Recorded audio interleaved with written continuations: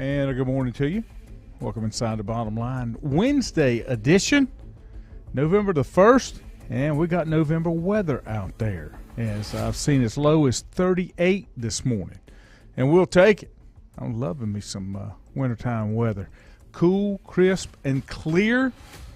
Great day. Get rid of that 80-degree weather when it's the end of October or end of November, or beginning of November, or end of November. I like a little colder weather for the wintertime. Glad to have you along this morning. A couple things happened yesterday in the NFL as it was the final day for trade deadline. There were a few moves that were made. Nothing startling. I guess the biggest news coming out of the NFL yesterday was the firing of McDaniels and let me find it here. Can't get my mind in gear this morning. Josh McDaniels and Dave Ziegler, general manager of the Raiders. You wonder, are the Raiders a train wreck as they've been in the past? We'll talk to Juju in just a little bit, get his comments on that as well. A few trades, it was either 6 or 7 trades were made yesterday. One of the biggest ones, the Bears pick up. The Bears trade a second-round pick to the Commanders for Montez Sweat. Montez Sweat was the number 2 pick, I believe, in the last draft. I'm sorry, Sweat. I'm getting them confused here. Sweat, last year of his contract with the Commanders. It looks like the Bears are kind of emptying the cabinet, and maybe it looks like the the Commanders are doing the same thing. So some changes are coming, but it is our very first coach firing for this season. It's early, only halfway through. Junior Adams, good morning to you, sir. Only halfway through, but that's not gonna stand up. It's gonna take a little bit more. Baseball. How about baseball? What's going on in baseball? World Series, and it looks like the Rangers are the dominant team. They lead 3-1. They can finish it up tonight in Arizona. Diamondbacks kind of on the ropes. Diamondbacks are going to have to win 3 straight if they want to pull this one out. I'm not sure that they can. But we'll see. It says World Series games 2 and 3 were the least viewed ever, and I think part of that is because of the teams that they're not stellar, they're not huge market. Central North America in the United States with the Rangers out of Texas, Diamondbacks out of Arizona. Just not something a lot of folks were excited to see. So I can't say that I'm really surprised by that a whole lot. The first college football playoff rankings came out last night. You've got Ohio State sitting at number 1. You got Georgia at number 2, Michigan at number 3, Florida State at number 4, Washington at number 5. Those are 5 undefeated teams, 8-0 on the season. The next batch in there would be Oregon, Texas, Alabama, Oklahoma, Ole Miss, Penn State, Missouri, and Louisville. Round out the top 13 of undefeated and one-loss teams. So there's 2 ACC teams that are in the top 12, top 13.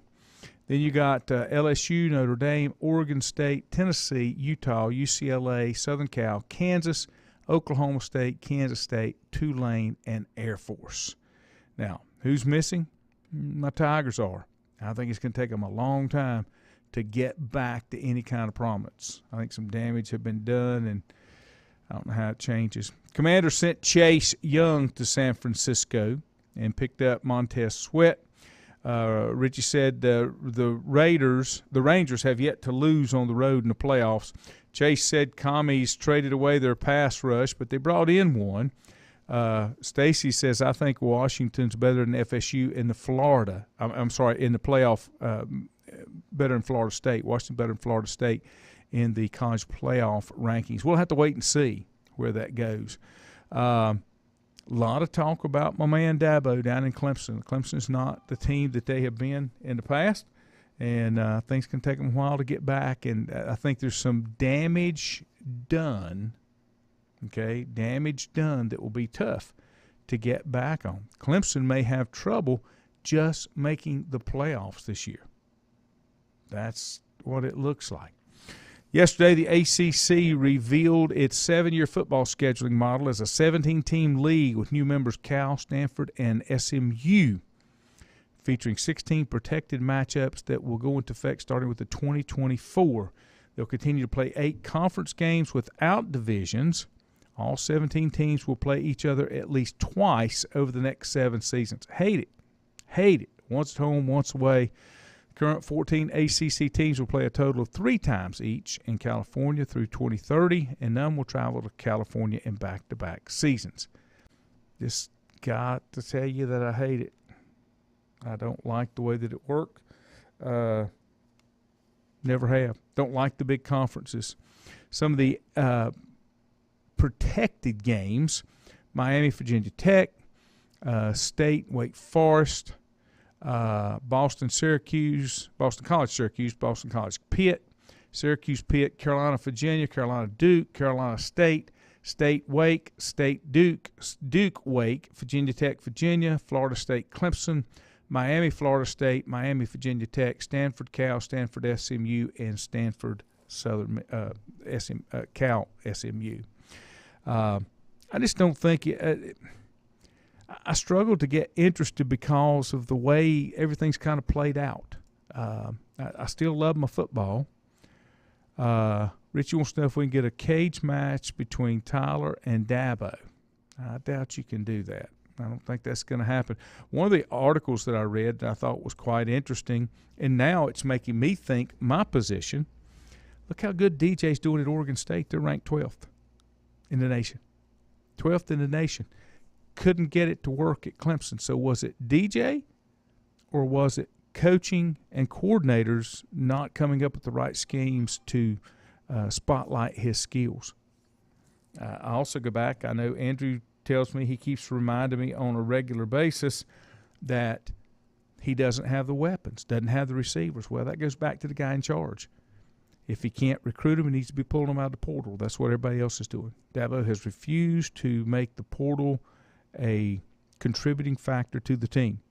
You can like that or not like that. I mean, I appreciate the standard that he's doing, trying to protect these players that he's recruited. Do you sacrifice the team because you want to hold to those standards that you've set?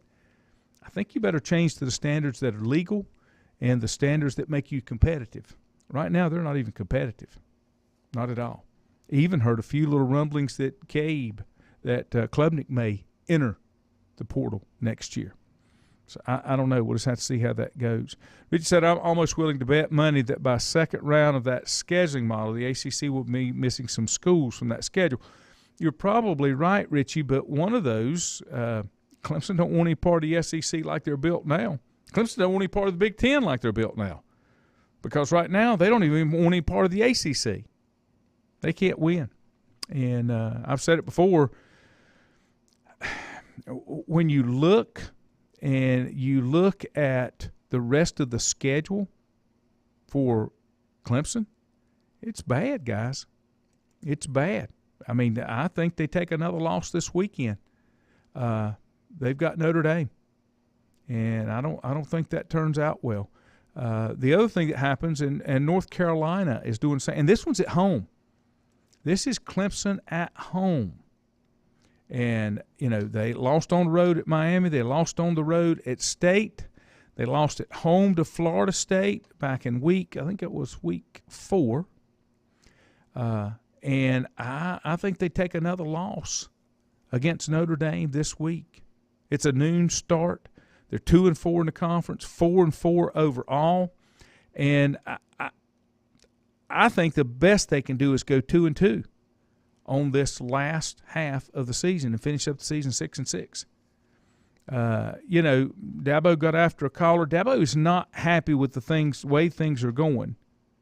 And you know, sometimes I think people are like that when they get called out and deep inside they know that it shouldn't be happening and that they've been a little responsible for it, but they don't like being called out on it. And I've heard numerous times that Dabo does not like to go on calls on programs or interviews where they're going to ask him hard questions. He doesn't like to deal with that kind of thing. So we'll see. Richie, I'm not so sure on that. Richie says that they'll beat Carolina. He's got Carolina finishing 1-3. Let me look at that schedule, Richie, because I don't know that I've looked at theirs. Let's see what they've got. Well, maybe. There we go. Well, they'll win this week against Campbell. They may struggle against Duke. You know, they've. I think they can probably beat Clemson. I would think that Carolina 2-2. 2-2. I think they beat Campbell. I think they beat Clemson. I'm not sure they can beat Duke or NC State. You know, I'll be honest with you, Clemson playing Georgia Tech worries me a little bit as well. You know, what do you got? Georgia Tech has surprised some people, and they struggle to even stay in the game. That was 88 points scored in that game when Carolina lost to Georgia Tech, 46-42. Campbell's coming up at a good time on their schedule, get back on the winning ways for the Carolina fans. How disappointed is Carolina that they're not competing for anything? Was this to be the year? I mean, Mike's back, but, you know, and I'm the first one to tell you, my Tigers, they're not very good. They're not very good. That's why I can look at it and say that. Let me take a time out. We come back. Juju will join us, get an update. Lenore Ryan took their first loss of the season, and have that and more when we come back right here on The Bottom Line. Whether it's a sit-down meal or a call-in for the drive-thru, Brookwood Cafe and Catering is the answer. A variety of meats, vegetables, and desserts cooked daily, or a hot sandwich from the grill, they have what you're looking for to satisfy your taste buds. If you need catering from 5 to 500, Brookwood has you covered as well. Stop by Brookwood Cafe and Catering at 202 Providence Mill Road in Maiden. Don't forget breakfast daily till 11 a.m. Open Tuesday 6 a.m. to 2 p.m., Wednesday through Saturday 6 a.m. till 8 p.m., and Sunday from 7 a.m. to 3 p.m. Call 828-428-8944 to place your order today. If you ask around, you'll find Burke Mortuary has a reputation for excellence and commitment to value. They've built a reputation of trust for more than 35 years. Burke Mortuary is proud to offer personal attention, meaningful tributes, and the area's most affordable prices. They're also proud to offer you beautiful, state-of-the-art facilities. It's the perfect place to honor your loved one. So when choosing a funeral home, the choice is easy. Choose Burke Mortuary with locations in Maiden and Newton. Covenant Church began as a vision of just over 100 people in 1984. Since then, Covenant Church has grown and currently located at 2168 Gastonia Highway in Lincoln. The Sunday schedule includes early morning worship at 8:30, Sunday school at 9:45, and morning worship at 10:45. Their ministries extend beyond Sunday. Visit their website at www.covenantchurch.church to see all they have to offer, and better yet, stop by and see for yourself. Covenant Church may be just what you're looking for a new church home. First Federal Savings Bank has been serving Lincoln County since 1940. And as it has been from the beginning, customer service is a priority to First Federal Savings Bank. They want to get to know you by name.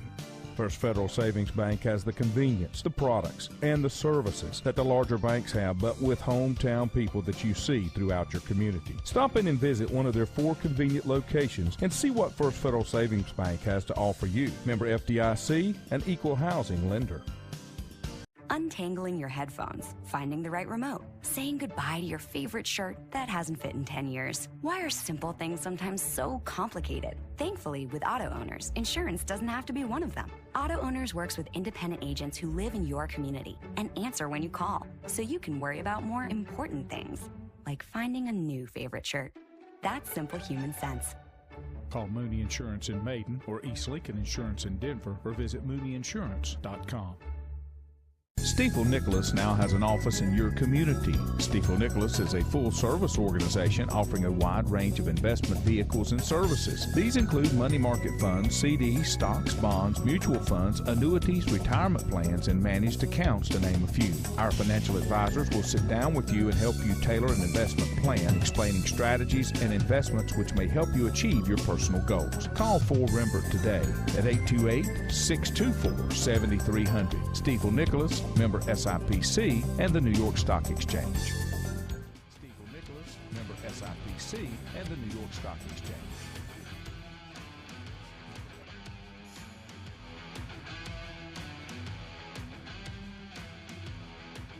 And welcome back to the November 1st Wednesday edition of The Bottom Line. Lanny Ford along with you here. Welcome our good friend Juju Phillips, as we do each and every Wednesday morning. Not as positive things to talk about for the Bears this weekend, but maybe that loss will be some extra motivation moving forward. Good morning. Hey, Lanny, good morning. You're right. The Bears lost their first game of the year and first game in over a year. Had a 10-game winning streak snapped, losing at their rival Wingate last week in a really back-and-forth game, close game. Came down to the fact that I think Wingate made some plays. They stopped the Bears on some short yardage plays and made some big plays themselves in the final couple of minutes, and then held off Lenore Ryan for a 34-30 win. Hurts the Bears' chances for a home game or home games in the playoffs, but they still have an opportunity, a really good shot at making the championship game in the South Atlantic Conference and winning it all. Well, that's, you're looking to the ultimate prize, and which is to get into the contest, and that's what you're ultimately trying to do. Everybody has to win all their games to get through it. Some people get all upset because, well, I don't like this matchup, or I don't like that matchup. We didn't get a fair matchup. Well, you got into the party. If you get invited to the party, the rest of it's up to you, because you can't win it all unless you beat them all.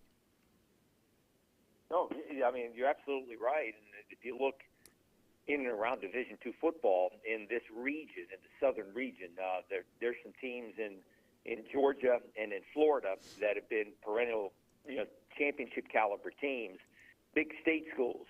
And if the things are because they lost that one game, LR could go on the road and play some of those schools, or they can get a home game. But you're right, you're going to have to play them eventually, be it either in the opening couple of rounds or maybe in the semifinals and in the championship game for the region down the road a couple of weeks. But nonetheless, you want to get in. The Bears haven't been in since 2019. They have a chance to still do that if they can win their final two games. And so everything that they were probably looking for at the beginning of the season with their team goals are still pretty much in front of them.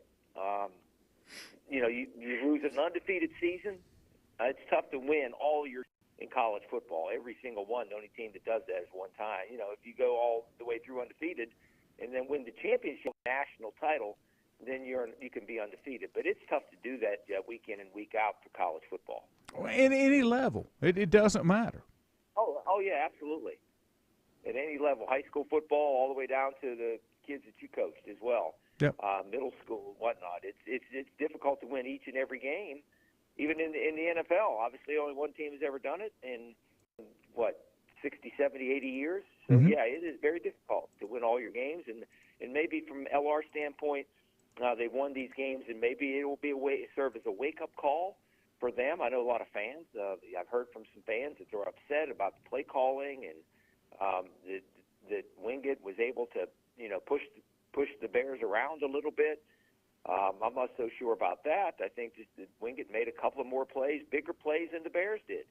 And sometimes when two teams are evenly matched, it comes down to a handful of plays, and I think that's what happened this past Saturday. Well, and part of that, I don't know. As you said, it's hard to go undefeated, and if you're going to take one on the chin, you want to take one before you get to where it matters, where it's win or go home. Yeah, I mean, I think they have a chance LR does to come back and beat Catawba this week. They're one of their oldest rivals. It's their final regular season home game. It's senior day. Catawba is better than what they have been, but they're certainly not world beaters. Not like the last couple of weeks when the Bears have had to go up against Wingate and Newberry, perennially the two top teams in the league. And then if they win that game Saturday at home against Catawba, they go to the championship game. And I'm not a big fan of this championship format, but it is what it is. Then they go and play, likely at Mars Hill, where they have not played well historically, but it's still a chance to win a conference championship and then make the playoffs. If they can do that, then they'll get a home game in the first round of the playoffs, and then cross your fingers. Like you said, it's all about the matchups once you get to the postseason. And if the Bears are playing well, and I think they are playing well, except for a few plays and maybe some areas of their team. I mean, last week, Wingate had top 10 defense in the country. And the Bears rolled up nearly 500 yards of offense. Now, the defense gave up a bunch of yards as well, but the offense seems to have turned the corner. And, you know, if there were 10 seconds left in that game last week, LR probably would have won. It came down to the final play of the game. They let Wingate score with under a minute or just over 50 seconds to go in the game. The Bears had scored with just over a minute. Wingate went right down the field, one play, threw a 75-yard touchdown pass, inches away from being intercepted, and there you go. They go on to win the game, and the Bears suffered their first loss. It's not like they're around and out-physical in the game. Wingate just made some plays when the game was on the line, and you tip your cap to them and move on, and you'll have a chance again to meet all the goals that you had at the beginning of the year. Do you think there are certain teams that just kind of sometimes it's just the team that makes it happen and not how good they are? It just seems like Wingate's kind of been that burr in the saddle type team. It's gone back and forth with Wingate. They're back 10 years ago when the Bears were making their run, 2010 to 2014. They pretty much dominated Wingate. Then from 2015 up to 2018, it was Wingate. And then when Drew Cronick was here for Lenore-Rhyne, they beat Wingate in a couple of close games, just like it was Saturday. The Bears beat them in the postseason on a last-second call, touchdown pass in the playoffs in 2018, and played them again in 2019 and blew them out. Blew them out again in 2021 and twice, in fact, in the spring and in the fall on the shortened season after COVID. But in the last couple of years, Wingate has turned the trick on the Bears, beating LR last year up in Hickory, and beat them again on this past Saturday, and again some last-second plays. They just made a couple of more plays when the game was on the line than LR did. I mean, Bears made plenty of plays, but when it came down to it, their quarterback, Brooks Bentley, who's a freshman quarterback, he made a nice throw for a 75-yard touchdown pass earlier. He had about a 25-yard scramble and a run that put the Bulldogs ahead in the fourth quarter. But each time the Bears came back and they mounted a drive and scored a touchdown to go ahead. Again, Lanny came down to a couple of plays. They missed an extra point, LR did, and they were playing from behind. It seemed at one point prevented them from either tying or going ahead. They were always a point behind, or they were tied. So, yeah, it was. I think Wingate may be having Lenore-Rhyne's number here the last couple of years, but the Bears had their number probably a few times as well earlier. Would a second loss put Lenore-Rhyne out of the playoffs? I don't think so. Okay. Well, it would depend on how that loss occurred. If they lose at home this week to Catawba, I think it'll seriously jeopardize them because you're losing at home to a team that does not have a 500 record, or at least is right around 500. If they make it to the championship game and lose to, say, Mars Hill, who comes in with only one loss, I just think LR would still get in, but they'll get in as a 6th or 7th seed out of the 17. Gotcha. Yeah, it would affect their seeding, but I don't think it would affect them making the playoffs. But again, you don't want to go into the postseason coming off a couple of losses, but we'll see. But if they lose this weekend at home to Catawba, I'm not so sure they even make the playoffs. Well, you're losing to a team that's below you. Right, and we talked about it earlier. How much does that championship game, and I think you said not everybody plays a conference championship game, how much could that help or hurt you if you lost in that championship game? Well, if the Bears lost the championship game, they'd finish 9-2. There are, 3 or 4 other teams, mostly in Florida and in Georgia, that have the same record. There would be a couple of teams in the CIAA, probably in another historically black conference, HBCU, that would have the same record, or maybe 8-3. The Bears were 8-3 a year ago, did not get into playoffs. I think 9-2 gets you in, unless everybody else is 9-2. But again, I think that the 9-2 will depend on, if they lose, who they lose to. I think it's more. I think the committee or the computer will look more at you favorably if you lose a championship game to a team that has a similar record, as opposed to losing at home to a team that does not not have a winning record. I think that'll affect them more. Gotcha. What else going on, my friend? Well, would you agree that the Deion Sanders flower is about off the bloom? Yeah. I think maybe take him off the pedestal, perhaps. Well, and everybody said that. Everybody said as long as they're on top, they're going to be front and center in the news. But when they start losing, they're going to go away, and that's fine. At least for the program, he's been able to improve the program better than it's been in a number of years. And I think next year, can he continue to build his wins and make the team better and more relevant? I think that's going to be the determining factor. But I think you're right, that nobody's really excited about what Colorado's doing now. Yeah, they're 4-4, and you're reading about some of the players are pointing fingers at each other. Even Deion blamed the players for the loss last week, and he took a couple of his players, including his son, out to an NBA game in the middle of the week preparing for a game. I don't know. It doesn't seem like that he has the long range. He has the program. What's a good way to put it? I don't know if he thinks he has the interest of the program long term. I think he's interested in himself and maybe his son getting him looks and getting him into the NFL. That's just my opinion. But again, it's 4-4. That's much better than what they've had in many a year. It's just that they don't have a running game. Their defense is not very good. Maybe they're a 500 team, and that's good right now because, what they were before was not very good. Well, I think a lot of it is, have you made improvements? And I think even if you ask Deion, I think, and I could be wrong, that he was not expecting them to come out like they came out.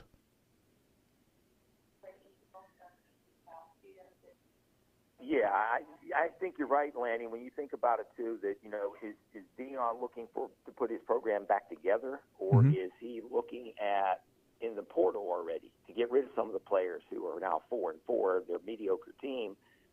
I mean, are they already looking for those players to get rid of the guys that are there? Are they going to go to war for Deion and the rest of the program from the rest of the season? Because I don't know. I think probably some players are thinking, well, he doesn't have my back because he's out gallivanting. He's out around with his son going to NBA games in the middle of a preparation of a game. I don't know if that's an answer that some of the teams are looking for. If I'm a player and I'm thinking, wait a second, maybe he's out looking for me. He's a replacement for me, and looking in the portal. And am I going to give everything I have? Maybe that's just the way it is now in college football. I'm not going to give everything I have to the team or to the university because I know if things don't go right, I'll just go somewhere else. Right. And that's kind of the world we live in now. Yeah. I mean, and there's not a whole lot about it. Let me ask you this. The Buffaloes are 4-4. They have on their schedule, they have 4 games left, so they need to go 500 to be bowl eligible. Now, what they've got facing them is this Saturday is a number 16 Oregon State team, followed by Arizona at home, Washington State. They'll travel to Washington State, and then they'll travel to Utah. So if they can go 2-2, that would bring them up to 6-6. That makes them bowl eligible. I don't know the last time that Colorado's actually been to a bowl. I wouldn't know either. I didn't keep up with them for a number of years. I know guys that used to play for them way back in the 90s, but yeah, they haven't been relevant in a long, long time. There's a chance maybe to win a couple of games. To me, it looks like a 1-3 ending, and maybe 5-6 or 5-7 overall. But we'll see how they do. A bowl game, 6-6, with a chance to win 7 games, is pretty good. Yeah, that's really good for a program again that was, at the very bottom when Deion came in. So yeah, he deserves credit for getting the program turned around. But it just seems like now that they've gone to 500, it seems like he's got other interests for his team and some of his players. That's just my opinion. I got you. What else you got, sir? Well, I'll throw out a congratulations to our friend Audra Harrison. She's a volleyball official. She's going to be refereeing or officiating, I don't know what the term is, the state volleyball championships this weekend. She did the East-West games back in Greensboro back in the summer, and now she's going to be, I think, officiating her first ever state championship in volleyball this coming weekend.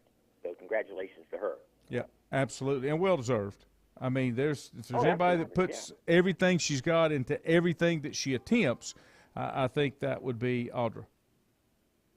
You are absolutely right. But that's all I got right now, Lanny. Again, all kind of really busy with what's happening in college football right now locally. Yeah. Let me throw a little NFL out there. The first fired coach has been announced. The Raiders fired Josh McDaniel as well as Dave Ziegler, their general manager. Are the Raiders on their way to being the laughingstock in their second generation of ownership? It would appear to be that way. I mean, you're not giving coaches 2 full seasons to do something. And I don't know, did they really have the talent to be a whole lot better than what they are? Probably not after they let Derek Carr go and got Jimmy Garoppolo in, who's been in and out of the lineup with injuries and whatnot. Yep. They have a decent defense. They got one of the best rush defensive ends in all of the NFL, but maybe Josh McDaniels isn't the head coaching material. It's his second go-around, and both times he's been fired. Started out okay in Denver and then ended badly after the Tim Tebow experiment went sideways. And then this time around, they were close to making the playoffs last year, and this year not so much. So, I mean, I think they had a decent thing going when Gruden was there, but again, it seems like a dysfunctional organization, and when you play in Las Vegas, I think that's what's going to happen. And if I'm correct, I think I've read that the Raiders are one of the, I don't know how I phrase this, I don't want to say poorest teams in the NFL, but they don't have the financial backing of some of the other teams in the NFL to really make a whole lot of huge moves. Oh, I don't know about that. Maybe that was one reason why they left Oakland to go to Las Vegas. I think that Las Vegas probably offered them a much sweeter deal. Mm-hmm. I think all NFL teams have the same ability, same obviously salary cap. It just comes down to the decision making and who you hire and how you hire and is it a good hire or not. And I don't think the Raiders have done that. They haven't necessarily drafted very well when they were there, when Gruden was there, and the previous general manager. They made a lot of. If you make mistakes in the draft, it'll come back to bite you. Yes, it may be a year or two, but it'll come back eventually. And they made a lot. You know, the other thing that I came away with yesterday, I want to say there were 6 or 7 trades, no blockbuster stuff out there. I guess the next biggest thing that happened was Chase Young getting traded to San Francisco for a second-round pick. Now, what that tells me is 2 things about those 2 teams. San Francisco is making a push to win a Super Bowl this year, trying to do everything they possibly can and try to, as hard as they can, to control their destiny. The other one, I hate to say, is Washington. Washington looks like they're folding up the tent, and I would look for a front office and coaching change at the end of the season if it goes to the end of the season, and I hate that for Ron Rivera. I think you're right, Lanny. Plus, I think the fact, too, that they're not sold on quarterback Sam Howell either. Mm-hmm. If they were, they would have probably kept at least one of those guys and re-signed them. Both are defensive players are becoming free agents at the end of the year. They'd have kept one of those guys and rebuilt the defense and gone with Sam Howell and kept him as the quarterback. My guess is that they're going to clean house, and probably with these high draft picks, they're going to have a chance at maybe getting a franchise quarterback, what they think is a franchise quarterback in the upcoming draft this coming year. But so, yeah, I think there are a lot of changes happening. They got a new owner, and I think they're going to use their own guys. And I wouldn't be surprised if, from the top down, that they make a bunch of changes. Yeah, I think you're right. I think that's kind of the writing on the wall just a little bit. And, one of the things that you can say about Washington, they missed, was Chase Young a second-round pick last year? Is that right? No, he was a number 1. He was like number 4, number 5 pick in the NFL draft. I thought it was the number 2 pick. Maybe he was number 2. Number 4. 4 years ago, I guess. Okay. Because I wasn't exactly sure, and I was looking. You're right, because Washington declined to pick up his 5th-year option. So this was, that's exactly right.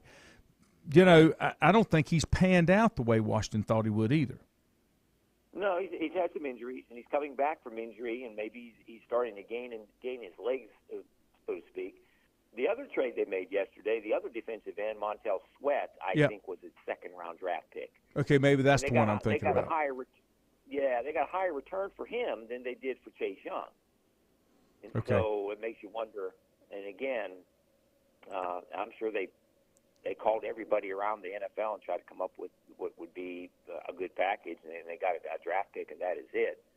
So they weren't going to re-sign either one of those guys, or at least those guys weren't going to re-sign with Washington. Again, that tells me that the writing's on the wall, again, from the coaches to maybe a lot of the players in that locker room are getting ready to leave. Yeah, and that's bad. We're just halfway through. That you're already there, but you are. It's already there. It's tough, and you're right. And if you're Washington, if you're the Raiders, there are probably a couple of other teams that are going to hit the skids that don't have a franchise quarterback. I'm trying to think who has the number one draft pick. Chicago's got 2 of them, because one of them's the Panthers. They got 2 of them, but who has the overall? Who's in line for the? It's not Chicago anymore, and it's not the Panthers. Can't remember that I heard who has the number 1 overall draft pick.